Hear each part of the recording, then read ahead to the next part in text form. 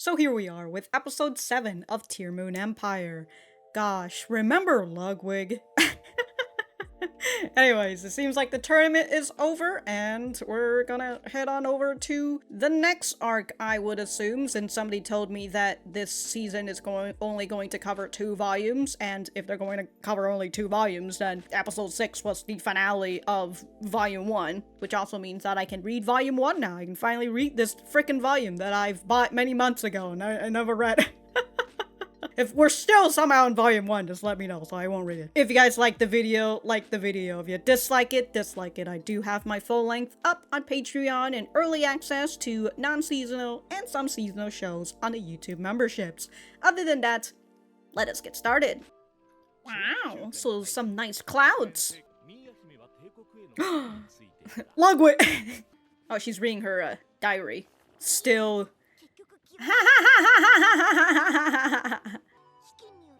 Due to crop failure. Well, better fix that. Isolate a tribe. You motion sickness? Motion sick while reading? Understandable if that's the case. Carriage sick.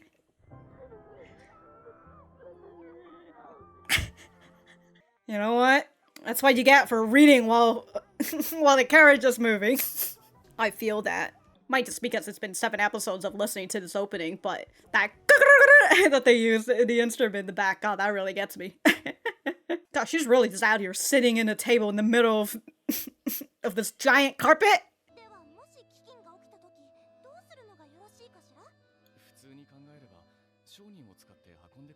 Merchants import food.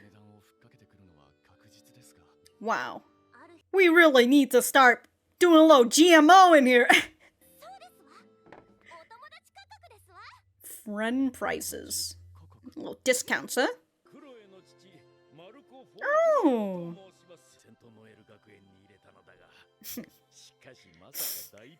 Who would have thought?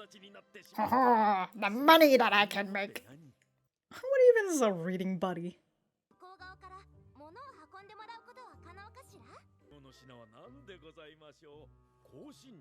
Food. Wheat. Bread fills the belly.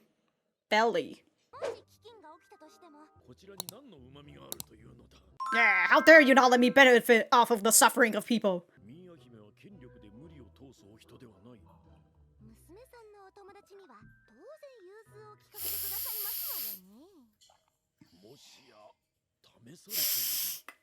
Yeah, definitely.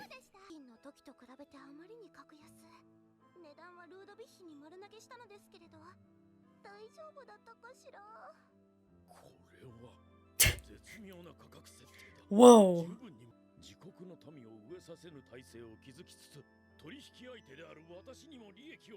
Whoa. God, what a genius.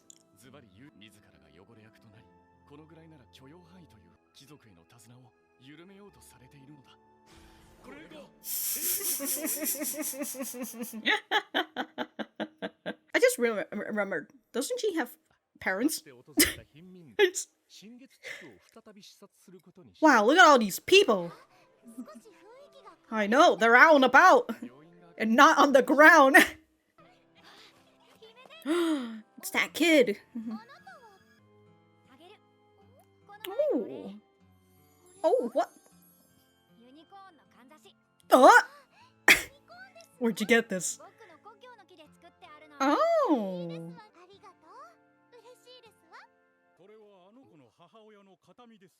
Damn. Something so important.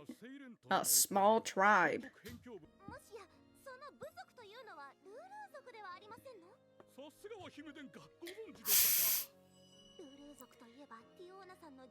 Ah. Okay. Well, you better make friend with them. No! No, you have to...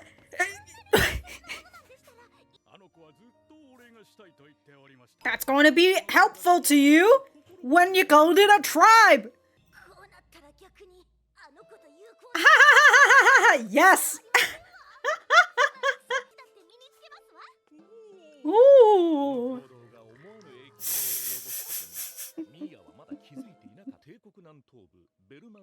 Berman.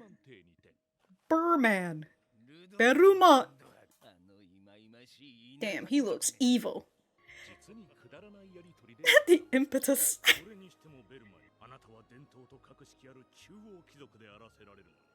Rudolph is Tiona's.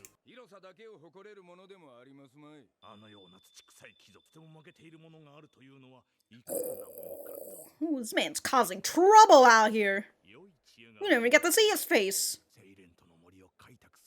Develop. Uh-oh. A century of soldiers?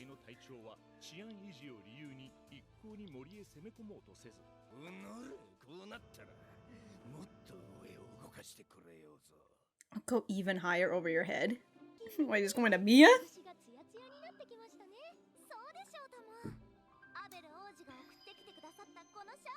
Damn!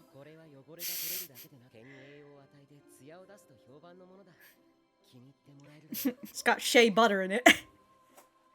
It's for horses?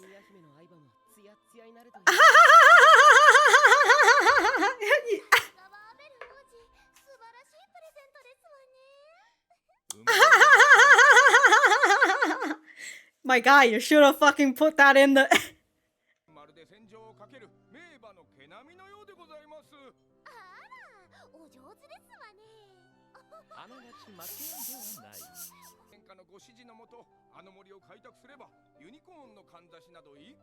Why? She already has one. I like to visit that forest. Uh-oh. Oh, his plan backfire. Oh no! The horses! Ah!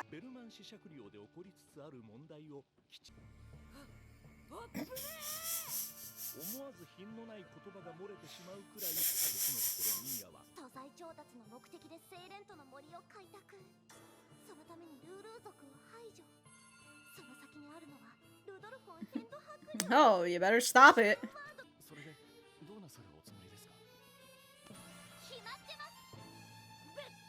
Yeah, I'm gonna fuck him up! Let's go! Oh, here's this guy who's been trying to make peace and everything.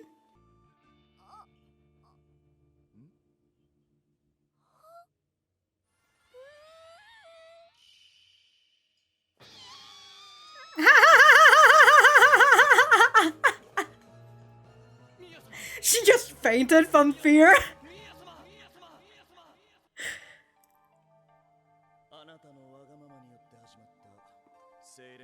Ah.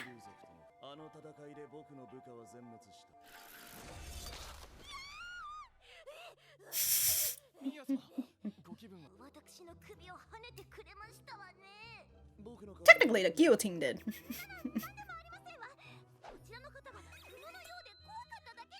Damn!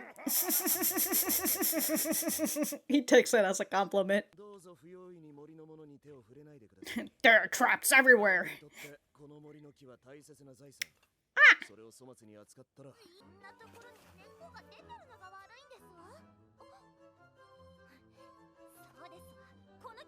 No, no, no, no, no, no, no. No, no! How dare you kick our sacred— No! The unicorn pit!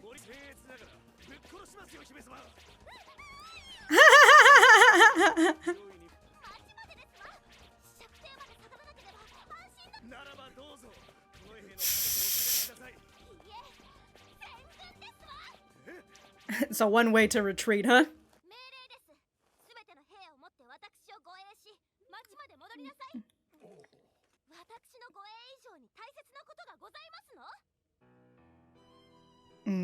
He's like, I see, I understand now. Big brain tactic. Oh yeah, her father. Okay.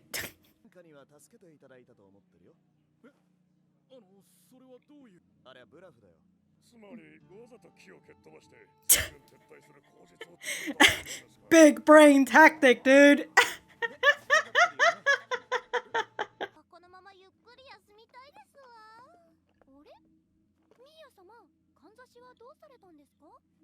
Now you gotta go get it.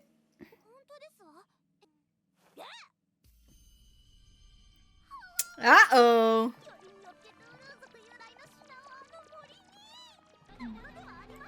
Oh no, guillotine! Now she has to go back. Alright. Next episode. Gotta get back there. Alright. Well, you know, I do enjoy that this episode doesn't take place in the school. I assume we're going to see the tribe people, so that's going to be fun. And they saw her her pin and everything, right? So now they're probably going to be like, "Hey, where'd you get this pin?"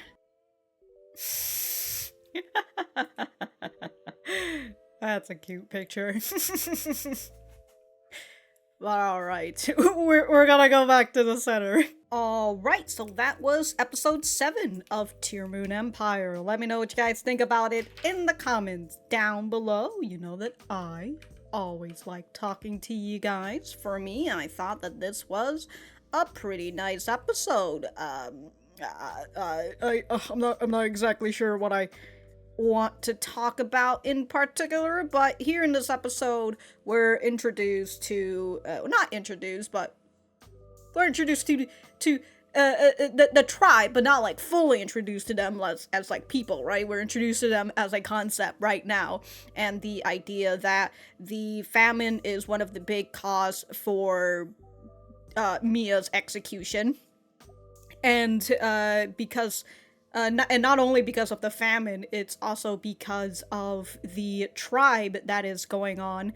The conflict between the nobles and the tribe on the outer skirts, and the Rudovan family is also a part of that outer skirt. So, you know, if she doesn't do anything about the Lulu tribe, and also because Leora is a part of the Lulu tribe, and, you know, Tiona cares much about her maid and all that jazz. So, if she doesn't do anything about the Lulu tribe, she's probably most definitely going to get beheaded later on.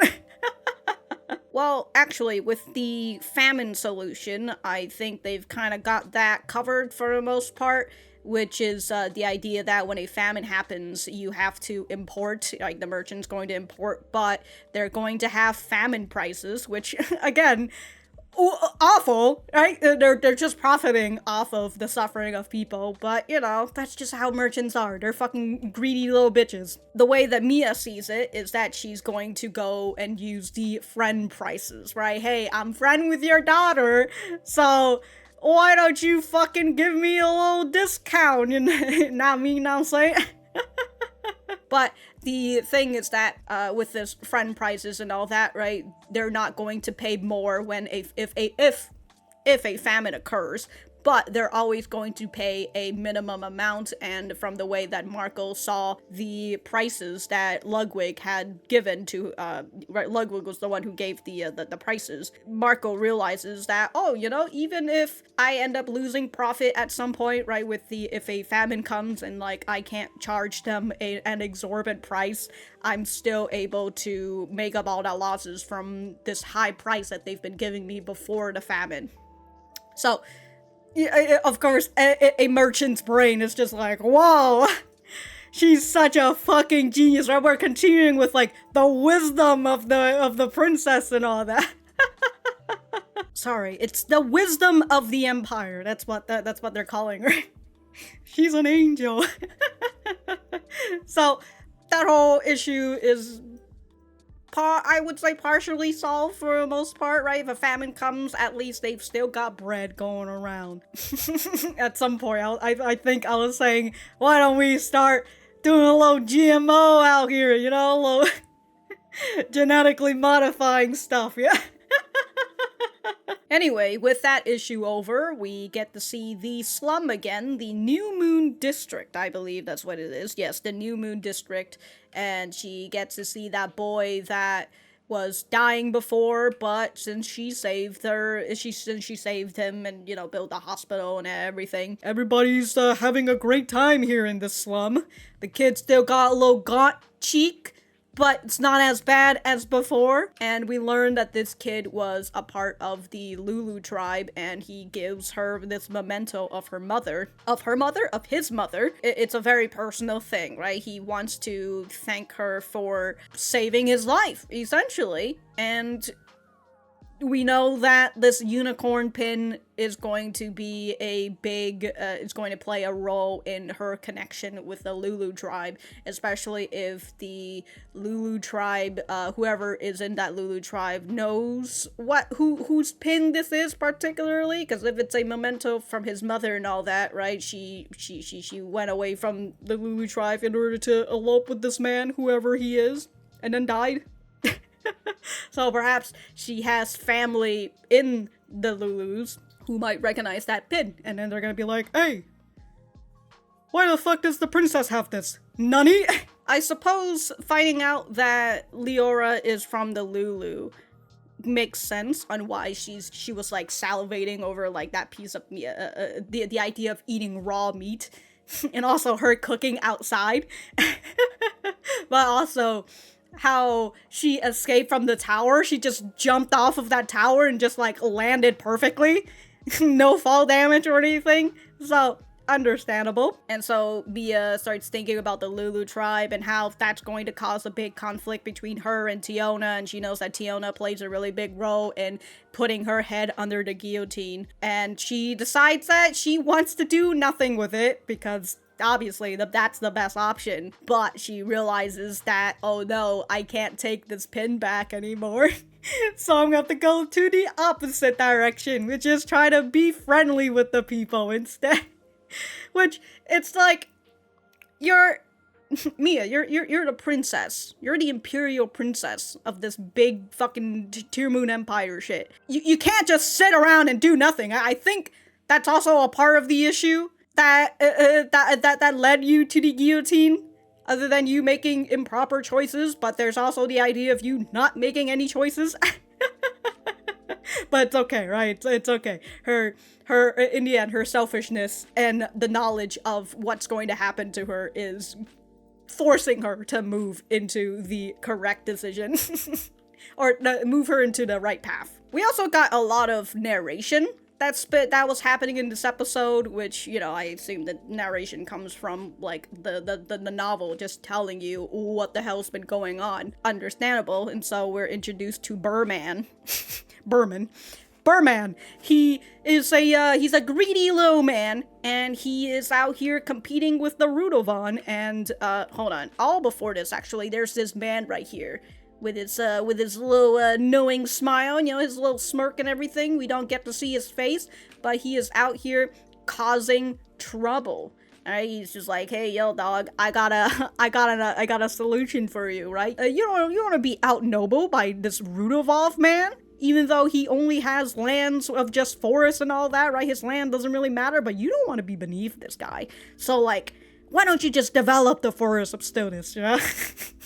He's out here causing trouble, whoever this man is.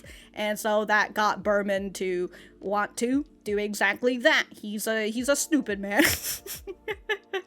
But yeah, again, we get this narration on why the soldiers are here in the first place.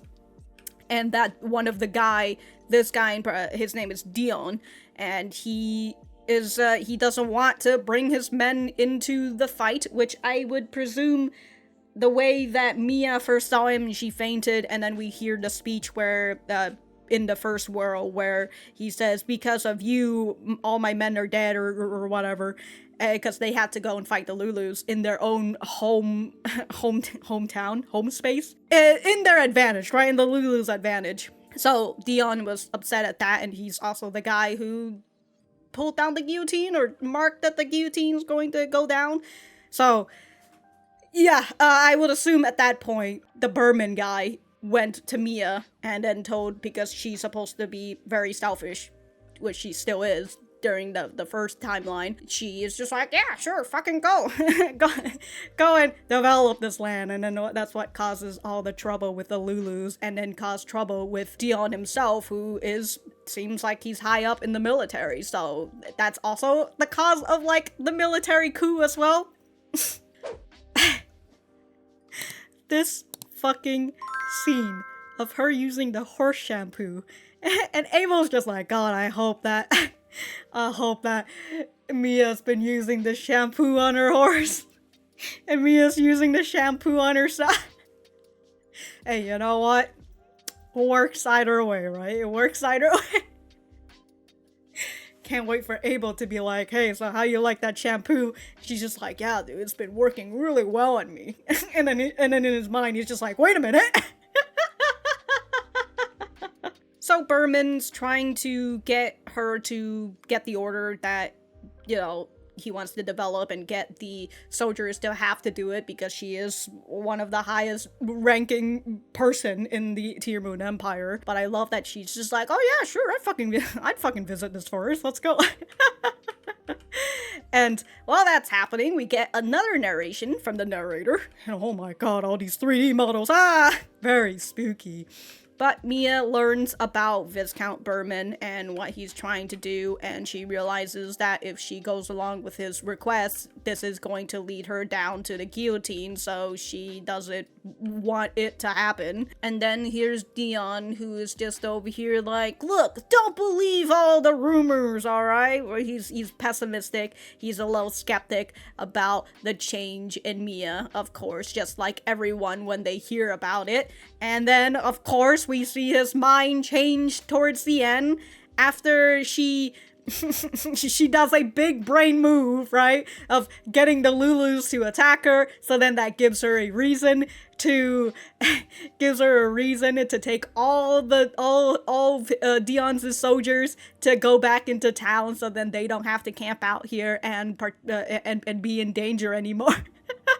And she saved his men, and he's just like, wow, she's really good at this. What a genius. So I thought that was all pretty nice. I was a little upset during the scene with Mia going into the forest, tripping over the roots, and then her getting upset that it's the root's fault, right? It's this tree's fault. Actually, you know what? Maybe she was being big brain. Who knows, right? Maybe she is being big brain because she just heard it and she has this expression. She's just like, you know what? Yeah, that's right. This tree is at fault. And so she just does it. But then at the same time, all right, now I'm starting to figure out whether Mia is big brain. Oh no, they're affecting me. Oh no! But I'm starting to think that, but no, it's still her being selfish and like kicking the tree and not really listening to Dion, because or she gets taken and then she says we need to escape. And no. Well, I think she was being big brain this whole time. Yeah, she is, because oh my god, because she's like, we need a reason, right? We need a reason to get them out of this place. So, okay. Alright, Mia, you've got me. Damn it. But towards the end, she realized that she left her pin that the Lulu made, a Lulu's made item, in the forest, and now she has to go back to get the freaking item from the Lulus. Hopefully, I mean, she doesn't know if the Lulus got it or not, but she's gotta go out and try to find it. So we're going back to the forest next episode. So fun times, dude, fun times. Again, as I said, I enjoyed this episode. It's taken us out of the school places, so where we're not going to see the other characters for a bit. Unless they come and visit, unless they show us more of them, whatever they're doing. Who knows? But I assume we're going to see a little bit of Tiona as well, since she is in the Tearmoon Empire and such. So I assume that's what's going to happen, so that will be fun. We got to see more Ludwig, so that was also nice. And yeah, that's if I have anything else to say, I will write it in the description down below. Thank you guys for sticking around, and I will see you guys in the next episode.